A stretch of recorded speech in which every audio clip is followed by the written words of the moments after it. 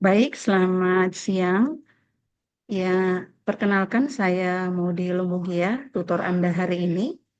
Kita akan membahas tentang soal kasus pada keperawatan maternitas. Kita melihat kasusnya, seorang perempuan umur 30 tahun di ruangan nifas dengan postpartum 3 jam yang lalu. Dengan keluhan utama perdarahan banyak dari jalan lahir, keadaan umum tampak lemah, tekanan darah 100 per 80 mmHg, nadi 88 kali per menit, suhu badan 38 derajat Celcius, uterus teraba lembek, tinggi fundus uteri, setinggi pusat, lohia berwarna merah berbau amis, terdapat luka episiotomi, 3 jahitan luar, bagian tubuh ibu teraba hangat, perdarahan diperkirakan 600 cc, turgor kulit baik, porsi makan sebagian dihabiskan. Nah, saat ini yang kita harus perhatikan adalah jangan peserta melihat banyaknya soal kasus, jangan dibaca berulang-ulang. Tetapi yang harus diperhatikan pertama adalah pertanyaannya apa. Kita melihat di sini bahwa pertanyaannya apakah masalah keperawatan utama yang dapat ditegakkan pada kasus tersebut? A. Peningkatan suhu tubuh. B. Risiko infeksi jalan lahir. C. Risiko shock hipovolemik. D. Nutrisi kurang dari kebutuhan tubuh. E. Gangguan keseimbangan cairan.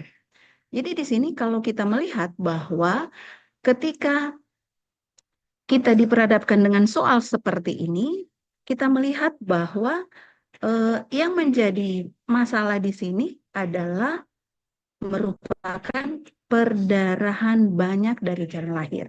Kita melihat lagi tekanan darah 100 per 80 mmHg, nadi mulai ada sedikit peningkatan. Dan kita melihat bahwa uterusnya teraba lembek. Artinya sumber perdarahan berasal dari uterus, di mana tinggi fundus uterinya setinggi pusat. Dan perdarahan ada 600 cc. Jadi kalau kita melihat dari masalah keperawatan utama, ini peningkatan suhu tubuh bukanlah menjadi masalah perawatan utama. Risiko infeksi jalan lahir bukanlah menjadi masalah perawatan utama. Risiko shock hipovolemik, kita melihat bahwa perdarahan banyak, 600 cc. Tekanan darah mulai turun, nadi mulai ada peningkatan, uterusnya teraba lembek. Nah, di sini risiko shock hipovolemik menjadi masalah. Nutrisi kurang dari kebutuhan, masih makan kliennya sekalipun hanya dihabiskan. Jadi kita mengabaikan ini sebagai masalah perawatan utama. Gangguan keseimbangan cairan, turgor kulitnya masih baik di sini. Tubuhnya masih teraba hangat, sehingga ini bukan menjadi masalah perawatan utama. Ya, di sini. Jadi kalau kita melihat di sini bahwa menjadi masalah perawatan utama adalah risiko shock hipovolemik.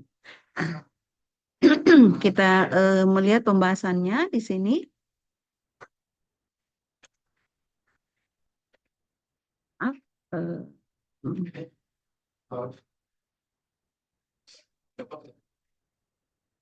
pembahasannya yang menjadi pembahasan di sini, kata kunci adalah perdarahan. Klien mengalami perdarahan, ya. Perdarahan yang banyak yang diperkirakan 600 cc, uterusnya terlaba lembek, yang mengindikasikan adanya atoni uteri atau kegagalan uterus untuk melakukan kontraksi setelah persalinan. Tinggi fundus uteri setinggi pusat, yang menunjukkan perdarahan berasal dari uterus, yang didukung dari tekanan darah mulai ada penurunan 100 per 80 mmHg. Nadi sedikit mulai ada peningkatan. Keadaan umum klien sudah mulai lemah.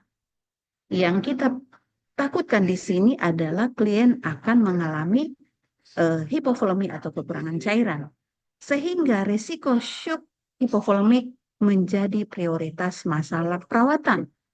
Karena paling mengancam nyawa pasien, di mana data-data yang mendukung jika tidak ditangani akan terjadi shock hipovolemik, yang merupakan keadaan kondisi darurat di mana tubuh klien akan mengalami kehilangan banyak cairan atau darah, sehingga akan terjadi ketidakmampuan jantung untuk memompa darah ke seluruh tubuh.